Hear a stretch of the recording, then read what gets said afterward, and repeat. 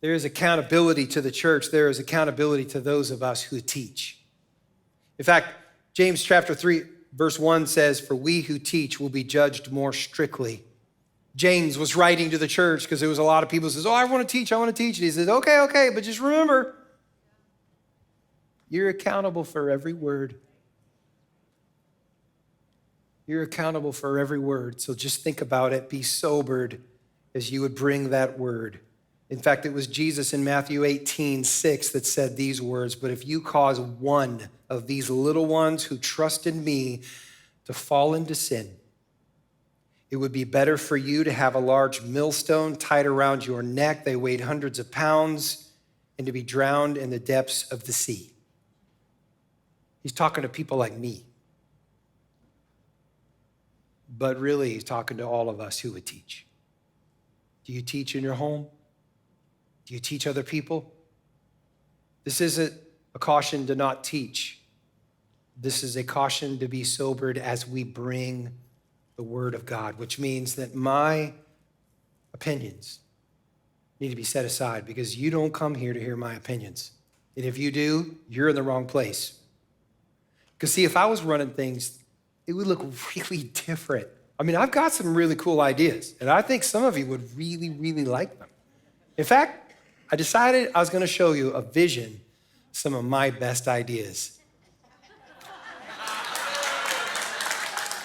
I know, right?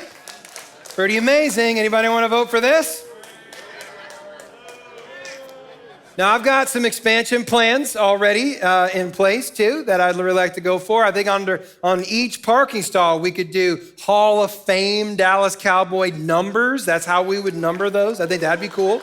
We could have like special parking spaces like Troy Aikman, Emmitt Smith, Tom Landry, and like you could win those. Like, you do something cool, you can win those, or maybe like a raffle, something like that. You get to park in the Troy Aikman parking spot. Oh, we can do this. And also, there's a lot of airplanes that fly over, right? So I'm planning on a massive Dallas Star right on the roof. So when they fly over, there will be no doubt what we're about. Right?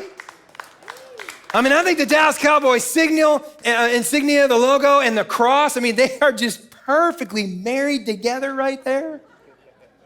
This is good stuff, guys.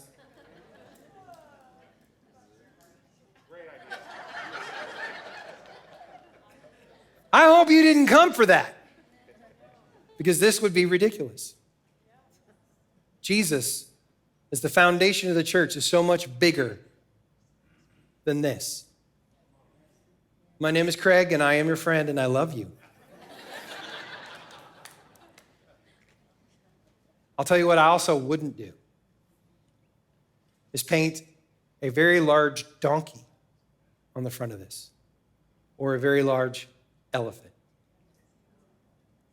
Because Jesus is not confined to a party, and he will not be defined by politics.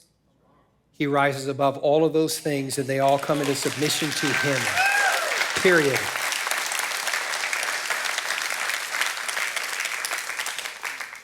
Now, it may be popular for me to say something else, but I can't. Because if I did, I would be accountable for those words to Jesus. Here's what I know. I will stand before Jesus one day. I'll look him in the eye. He's going to say, I want to hold you responsible. I want to talk to you about how you led your wife, how you helped her, how you cared for her, how you nurtured your children, raised them up in your home. And I want to talk to you about every word that you said to your church.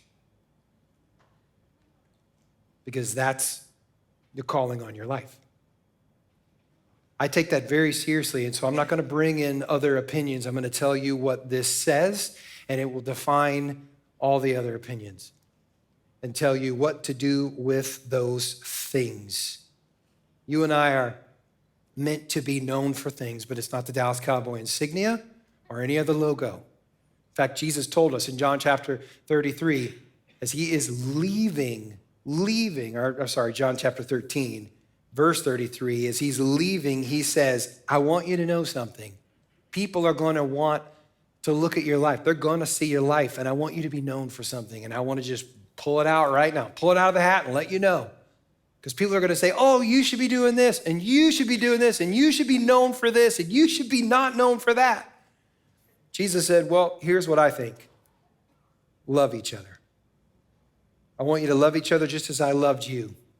Sacrificially gave up my life for you, even when you didn't want me to. You should love each other. Your love for one another will prove to the world that you are my disciples. That's what Jesus said. He didn't say anything else.